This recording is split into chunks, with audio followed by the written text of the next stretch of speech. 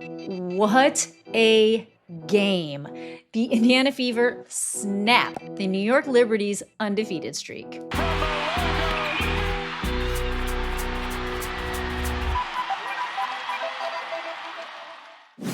Yup, I'm gonna say it. Caitlin Clark is the best basketball player in the world. She's the best basketball player that I have ever seen. She is the difference maker. She is the needle mover. She is the face of basketball right now. It's really hard not to recognize the difference that she makes on the Indiana Fever, a team that was obviously struggling with playmaking, struggling with pacing, struggling with the things that make us want to watch. And she steps into that court, and in the first quarter, she made 3 threes in 38 seconds.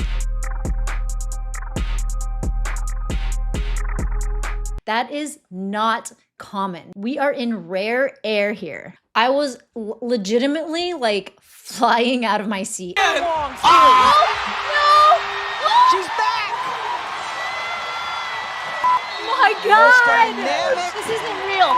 Right side, now come back. This isn't my best moment exactly, but I just could not contain myself. I am that person when I watch games. There was actually a moment where, where Breanna Stewart was giving her a lot of space. She shoots it from the logo, she drills it, and right afterwards, I think all Breanna Stewart could do is kind of laugh about it. I actually loved that moment.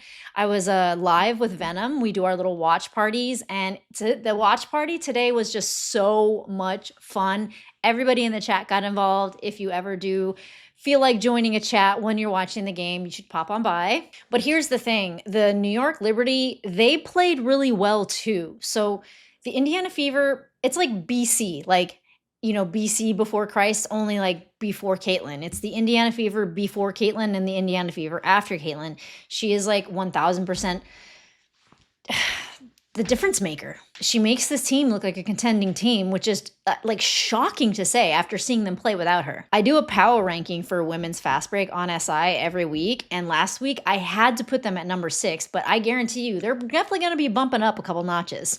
And you know, while Caitlin Clark came out of the gates absolutely swinging, Kelsey Mitchell was someone that I was at, like, for the majority of the game, I was like, what is going on with Kelsey Mitchell? She is just like missing, bricking, dribble.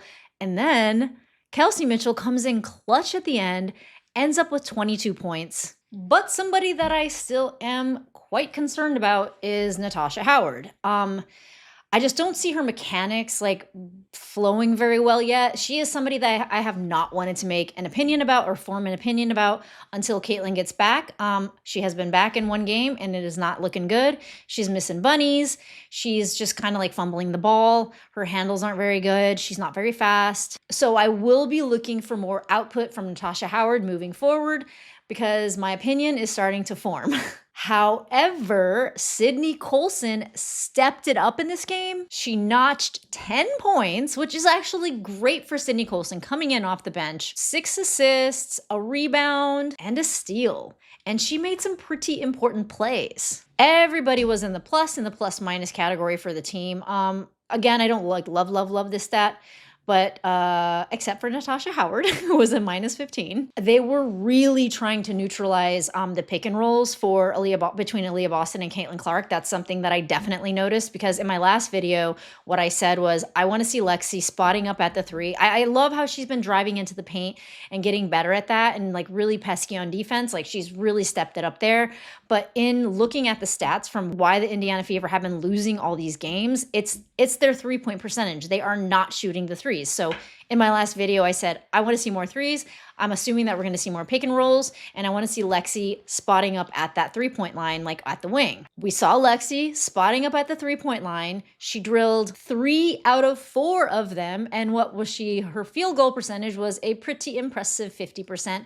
She came away with 14 points for the game. But I got to tell you, you know, as much as I love Lexi, she missed some easy layups. Like, I don't know what was going on with the layup game with the Indiana Fever. Between her and Kelsey Mitchell, they were missing layups that like are inexcusable. You know, not hard layups. We're talking about open layups here. They both did pull it together in the end though. So I'm really happy about that because the whistle was definitely not in their favor, not in the Indiana Fever's favor. How many times did they even appear at the free throw line? Yup, 16 times to New York's 30. And Breanna Stewart, she came away with 24 points for the game. 10 of them were at the free throw line. And I don't know if anybody watched the Pacers OKC game last night and saw that egregious foul that SGA did, or SGA pulled, but there is an art to getting fouls. And I hate to see it. Like, it does not cause for a fun game, but Breanna Stewart does know how to read an opponent to garner a foul. I think there was still a disparity between the foul calls, but the Fever outplayed the New York Liberty by a country mile so that it did not affect the outcome. Sabrina Ionescu also played super well. She came away with 34 points. She was actually the only person on the New York Liberty to actually drill any threes outside of Maureen Johannes' 2 threes.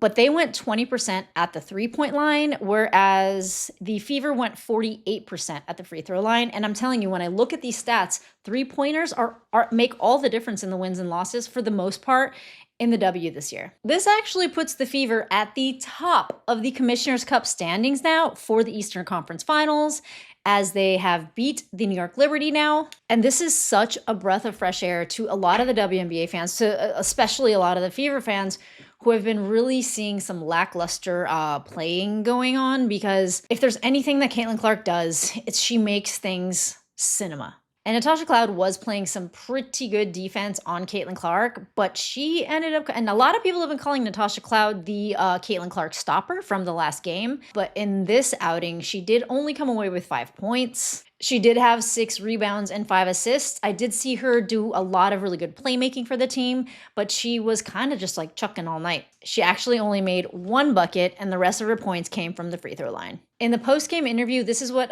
Sabrina Ionescu said about the game. She said, "Basketball is a game of runs. The same way we go on a run, they do as well. They're a great team. I think we gave Caitlin too many easy ones. She has great range. On a personal level, I'm happy to see her out there on the court and feeling good." I think the interactions between the two teams were kind of fun tonight, especially the one between Stewie and Caitlin. And if you look even further beyond them, this is after Caitlin shot that logo 3 where Stewie gave her like 5 feet of space to do so.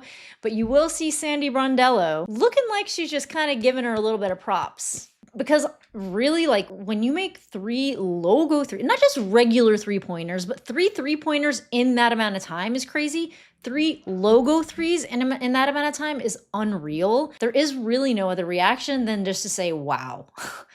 Just like LeBron James did when he tweeted out, "The CC effect, welcome back, you were missed." From the GOAT. I mean, Caitlin Clark actually had people flying in from Hong Kong to see her play, and they addressed that in the post-game interview, and this was the interaction. So congrats on your great performance. Thanks. Just want to let you know you have a huge fan base in Hong Kong. Oh, I appreciate that. And hopefully I'll get there one day. And today, there are 5 Hong Kong fans fly from Hong Kong to No Indiana. way. It's incredible to see the type of reach that we can have and how much people love basketball across the globe. So that's really cool. So if you know them, tell them I say hello, and thanks for coming as well. Yeah. And just to continue my Lexi Hull for most improved player agenda, she is averaging career highs in rebounds per game, points per game, and assists per game. Now, Lexi, clean up those layups. You are allowed to have an off game, though, because she is on fire this year. But the big differences in the Fever in this game, of course, obviously, were Caitlin Clark.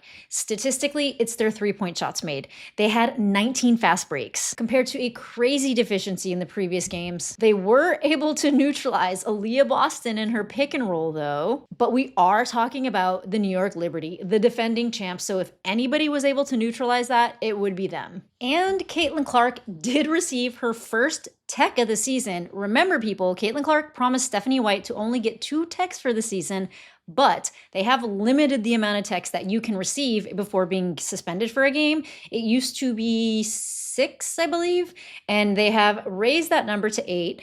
And I don't know if that has anything to do with her promise, but she now is like 1 tech down, so she has 1 tech left. And it was kind of a dumb tech because there was an obvious foul on Aaliyah Boston. She went up to the ref and she said, "Are you kidding me?" And I get it. You know, you can't really talk to the refs like that. People do it all the time in the WNBA. They don't really get called for this that often, but hey, what can you do? But as far as 3-pointers go, they did set a franchise record with 17 3-pointers in a game. And I think the moral of the story is, welcome back, Caitlin Clark. You are insane.